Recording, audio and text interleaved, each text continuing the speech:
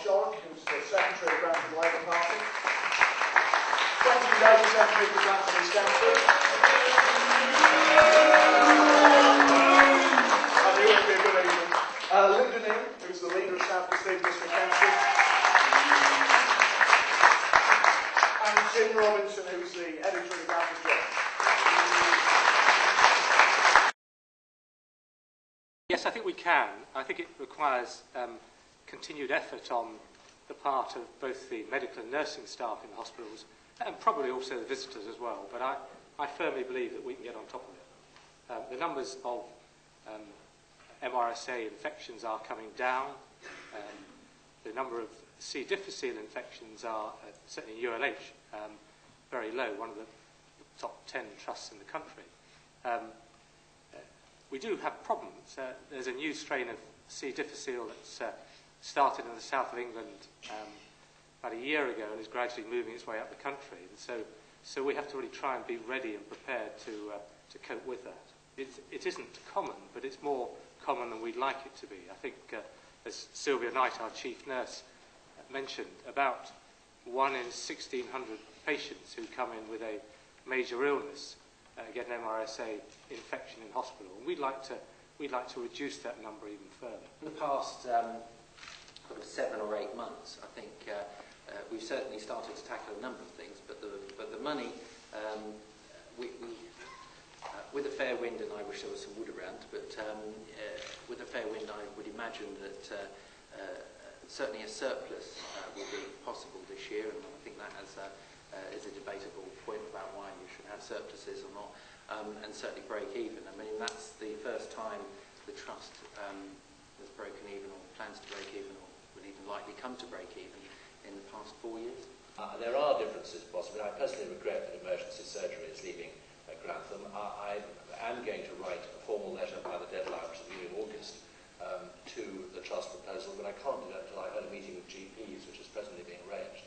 So I want to take their views on board clearly. Wouldn't be right not to do so, but we're in a totally different situation from the one we were in just a few months ago.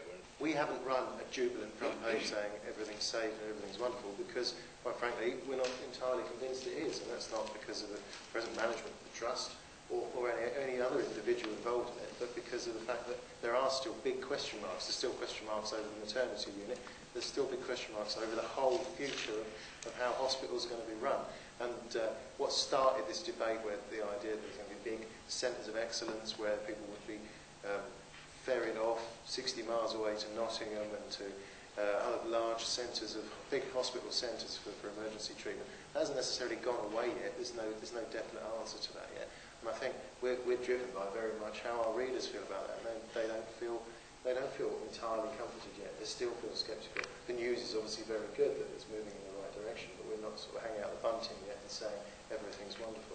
It does show democracy can work. It does show that you can express the views of a large number of people. The people turning out, 7,000 people we had here in the demonstration last September. It is noticed. It is something which does have an effect. And there were thousands of people who contributed to that campaign, and all of them must have felt. I felt myself at times. This isn't going to work. We'll try it. We'll do everything we can. But at the end of the day, we're going to be defeated. We were not. It's really wonderful. And so, Gary, I hope you agree with me that we now can look forward to a period of stability and get away from these controversies. Well, the service costs around £670,000 a year to run, and on that basis you get about £3,500 for each delivery, roughly speaking. So it's 675,000 divided by 3,500 if anybody's got a calculator, because I can't do that in my head. That's about 200 and something. It's over 200, so let's say 400. So, you know, there's that debate to be had at the moment, which is, I think, where the Primary Care Trust and I agree, which is we want more people to use the service. And then the question then is, why aren't they? Actually, the results from the midwife unit in Grantham Hospital have been absolutely superb.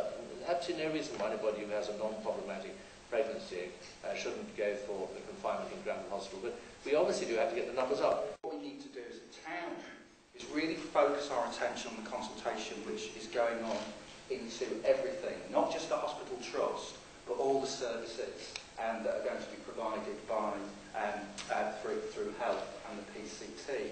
We should not forget that Grantham is a growing town and a rapidly growing town at that, and it needs a hospital that can provide a full range of services, a full range of safe services that the community require.